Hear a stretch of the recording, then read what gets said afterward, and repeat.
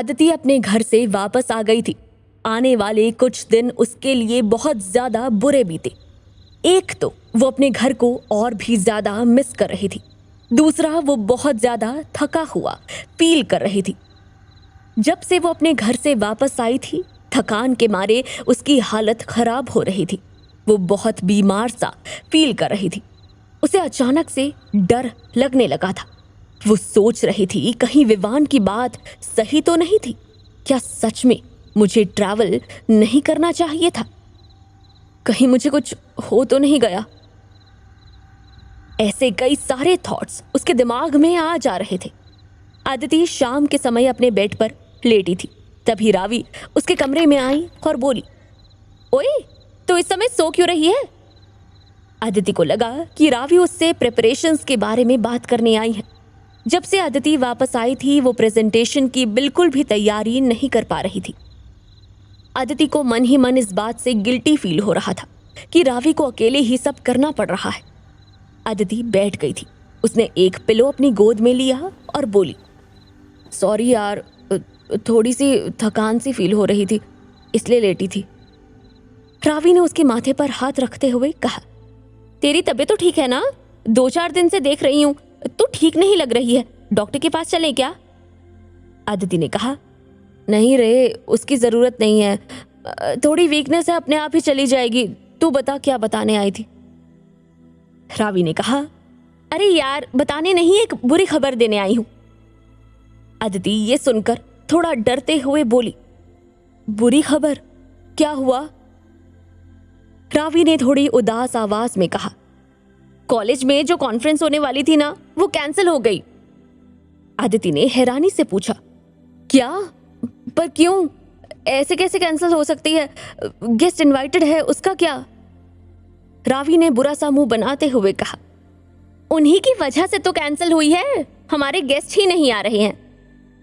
आदिति ने कहा, पर क्यों नहीं आ रहे हैं?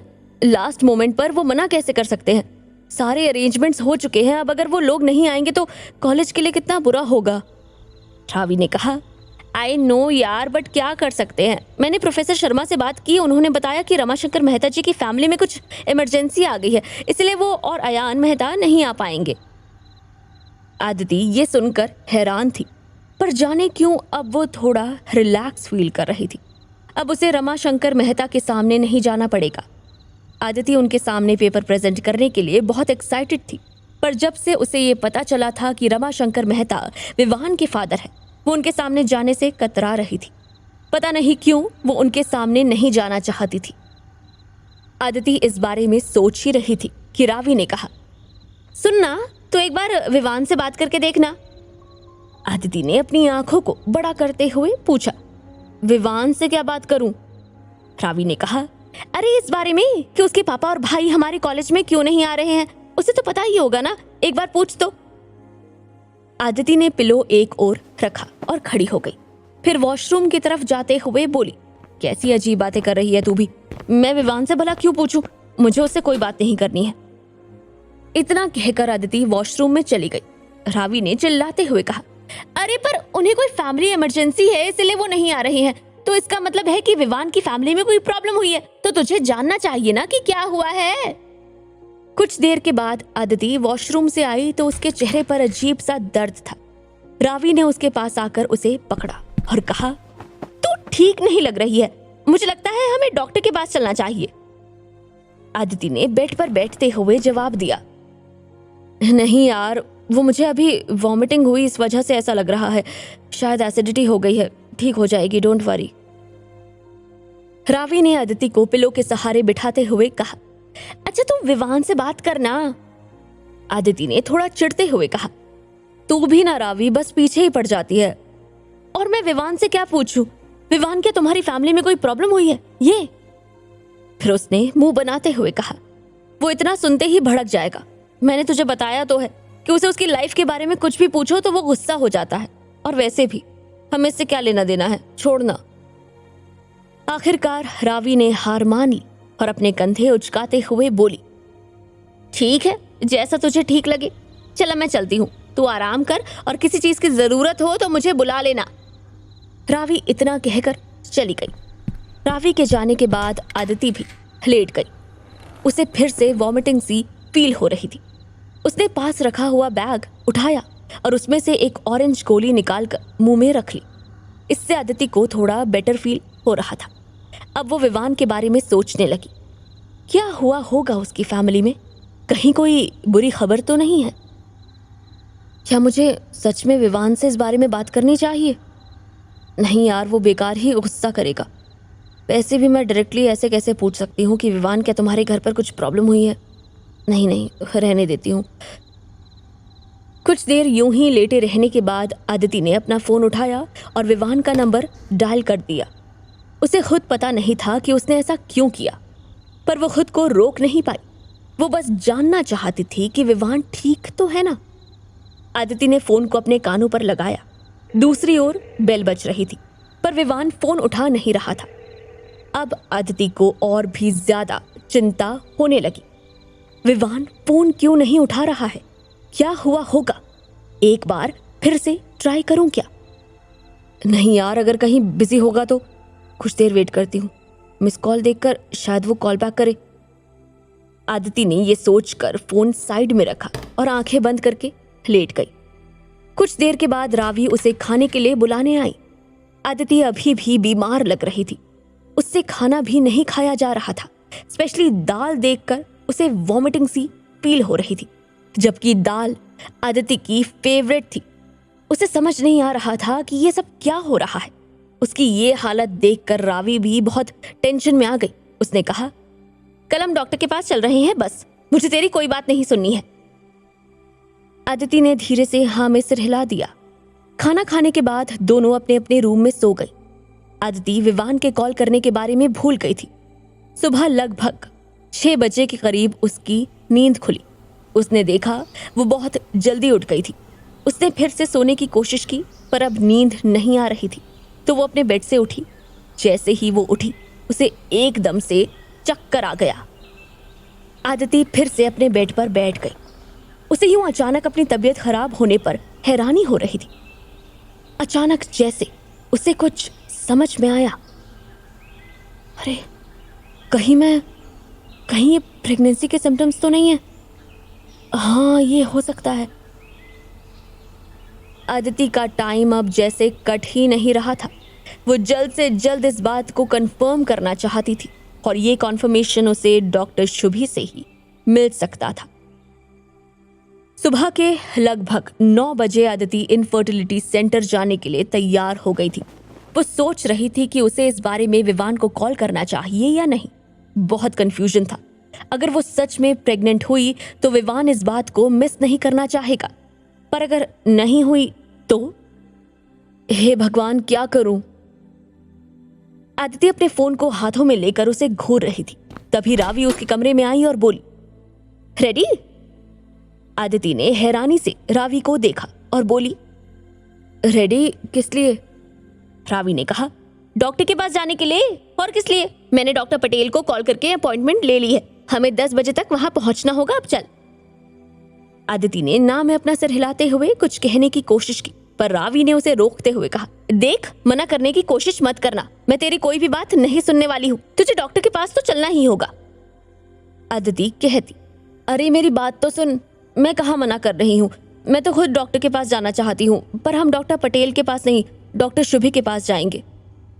रावी ने हैरानी से आदिति को देखते हुए पूछा, डॉक्टर शुभी? क्यों? आदिति फिर से अपने फोन को घूरने लगी और धीरे से बोली, रावी, मुझे लगता है आई एम प्रेग्नेंट। रावी लगभग चीखते हुए बोली, क्या? ये क्या बोल रही है तू? आदिति ने कहा, I am not sure but the symptoms says कि शायद। रावी बहुत ज्यादा टेंशन में दिख रही थी। वो बोली, अब क्या करना है? तू अकेले ये सब कैसे हैंडल करेगी? ओह गॉड, अब क्या होगा? आदिति ने रावी को पकड़कर अपने पास बैठाया और बोली, रिलैक्स, तू तो मुझसे भी ज्यादा नर्वस हो रही है। ये तो होना ही था ना। आई मीन, सरोगेसी प्रोसेस हुई इसके लिए थी। एनीवे, अब क्या करूं? मेरा मतलब है, विवान को कॉल करूं क्या? रावी ने थोड़ा सोचते हुए कहा, हाँ, मुझे लगता है तुझे उसे कॉल कर देना चाहिए, वो भी तो इसी का वेट कर रहा है। अदिति ने अपने दोनों हाथों से अपना चेहरा ढकते हुए कहा, आई डोंट नो यार। फिर उसने अपना फोन उठाया और विवान का नंबर डायल कर दिया। विवान ने इस बार भी फोन नहीं उठाया। अब अदिति को गुस्सा आ रहा था। उसने अपना फोन बेड पर पटकते हुए कहा, ये विवान भी ना कल रात से फोन ही नहीं उठा रहा है। रावी ने कहा, एक बार फिर ट्राई कर। अदिति ने फिर एक बार ट्राई किया, पर इस बार भी पूरी बेल बजने तक विवान ने कॉल पिक नहीं किया। अदिति परेशान सी बैठी थी। उसे यूं देखकर रावी ने कहा, यार हमें डॉक्टर के पास तो जाना ही होगा, तेरी तबीयत ठीक नहीं है, और अगर ये प्रेगनेंसी है तो भी हमें इसका पता तो लगाना ही होगा ना। तो एक काम कर, विवान को एक मैसेज करके बता दे कि तू डॉक्टर शुभी के पास जा रही है। अदिति को रावी की बात ठीक लगी। उसने अपना मोबाइल उठाया और मैसेज टाइप करने लगी, हाय विवान, मैं डॉक्टर शुभी के पास चेकअप के लिए जा रही हूँ। मैंने आपको कॉल किया था बट शायद आप बिजी हैं। अदिति ने मैसेज सेंड कर दिया। फिर वो चेकअप के लिए निकल गई। रावी उसे अकेले जाने देना नहीं चाहती थी, तो वो भी उसके साथ गई थी। दोनों इनफर्टिलिटी सेंटर पहुंचकर डॉक्टर शुभी से मिले। अदिति को यूं अचानक देखकर शुभी भी चौंक गई। उसने पूछा, hello Aditi, how are you, सब ठीक है? अदिति ने बैठते हुए कहा, हाय डॉक्टर, मैं ठीक हूं। फिर उसने रावी की तरफ इशारा करते हुए बताया, ये मेरी फ्रेंड है रावी। रावी ने शुभी को हेलो कहा। शुभी ने मुस्कुराकर जवाब दिया और आगे बोली, हाँ तो बोलो अदिति, कैसे आना हुआ? अदिति ने कहा, डॉक्टर मुझे कुछ दिनों से बहुत ज़्यादा थकान महसूस हो रही है and I felt like vomiting in the morning, so मैंने सोचा एक बार आपसे बात कर लेती हूँ। मुझे पता है आपने 1 महीने के बाद टेस्ट का बोला था, बट मुझे कुछ प्रॉब्लम हो रही थी तो मैं अभी आ गई। डॉक्टर शुभी ने थोड़ा सीरियस होकर उसकी बात सुनी और फिर बोली, ठीक है अदिति, हम तुम्हारा चेकअप कर लेते हैं और आई थिंक हमें प्रेगनेंसी टेस्ट भी कर लेना चाहिए। अदिति को बहुत घबराहट हो रही थी। रावी के चेहरे पर भी टेंशन साफ नजर आ रही थी। शुभी ने अदिति से अपने साथ चलने के लिए कहा। अदिति उठकर उनके पीछे चल दी। रावी वहीं बैठी थी। अदिति ने जाते हुए उसे देखा और फिर शुभी के साथ अंदर वाले कमरे में चली गई, जहां शुभी ने उसका पूरा चेकअप किया और फिर उन्होंने अदिति को एक प्रेगनेंसी किट देकर कहा, Aditi just try it. Aditi ने कांपते हुए हाथों से वो किट लिया और वॉशरूम की ओर बढ़ गई। कुछ देर के बाद जब वो आई तो उसकी आंखों में आंसू थे। शुभी ने उसे देखा और फिर उसके हाथ में पकड़ी हुई स्ट्रिप को। अदिति का टेस्ट पॉजिटिव निकला था। शुभी ने बहुत प्यार से उसके कंधे पर हाथ रखते हुए कहा, कंग्रेचुलेशंस डियर। अदिति को समझ में नहीं आ रहा था कि वो क्या कहे। वो प्रेग्नेंट थी। उसने अपने पेट पर हाथ रखते हुए सोचा, सच में मेरे अंदर एक जान ने जन्म लिया है। अदिति समझा नहीं सकती थी कि वो इस समय कैसा महसूस कर रही थी। ये एक अजीब बट बहुत ही प्यारी सी फीलिंग थी। अदिति की आंखों से अभी भी आंसू निकल रहे थे। शुभी उसे देख रही थी। इस तरह का रिएक्शन शुभी के लिए बहुत नॉर्मल था। वो लगभग रोज ही इस तरह की फीलिंग्स के साथ डील करती थी। इसीलिए उन्होंने अदिति को उसकी फीलिंग्स के साथ अकेला छोड़ दिया। कुछ पलों के बाद उन्होंने कहा, आई कैन अंडरस्टैंड कि तुम इस समय कैसा फील कर रही हो अदिति। माँ बनना इस दुनिया की सबसे अमेजिंग फीलिंग होती है और अब तुम इसे महसूस कर सकती हो। अब से लेकर पूरे 9 महीनों तक तुम इस बेबी को हर पल अपने अंदर फील करोगी। अदिति से कुछ भी बोला नहीं जा रहा था। सच तो ये था कि वो समझ ही नहीं पा रही थी कि क्या कहे। शुभी उसकी कंडीशन समझ रही थी। उसने अदिति का हाथ पकड़ते हुए कहा, अदिति घबराने वाली कोई बात नहीं है। Everything is normal. चलो, तुम्हारी फ्रेंड तुम्हारा वेट कर रही होगी और फिर तुम्हें ये खुशखबरी विवान को भी तो सुनानी होगी। He will be very happy once he knows about it. Aditi ने जवाब में केवल अपना सिर हिलाया और शुभी के पीछे पीछे चलने लगी। शुभी और अदिति वापस केबिन में आ गए। रावी ने देखा अदिति की आंखों में आंसू थे। वो घबरा कर खड़ी हो गई और अदिति के पास आते हुए बोली, क्या हुआ, तू रो क्यों रही है? अदिति ने अपने आंसुओं के साथ मुस्कुराते हुए कहा, आई एम प्रेग्नेंट। रावी ने हैरानी से उसे देखा, फिर उसके पेट की ओर देखा और फिर उसे गले से लगा लिया। अब उसकी आंखों में भी आंसू थे। उसे भी समझ नहीं आ रहा था कि वो क्या बोले। कुछ पलों के बाद वो बोली, कंग्रेट्स डियर। शुभी ने अदिति से बैठने के लिए कहा। अदिति बैठी ही थी कि उसका फोन बजने लगा। यहाँ बस इतना ही। आगे की कहानी जानने के लिए सब्सक्राइब करें पॉकेट एफएम चैनल को और बेल क्लिक करके अगले एपिसोड का नोटिफिकेशन पाएं। लेकिन आप सारे एपिसोड अभी सुनना चाहते हैं तो डाउनलोड करें हमारा pocket FM app. Link description में है, जहां आप पाएंगे इस शो के सारे एपिसोड्स और साथ ही इसके जैसे और भी बेहतरीन शोज। तो देर किस बात की, अभी डाउनलोड करें पॉकेट एफएम ऐप।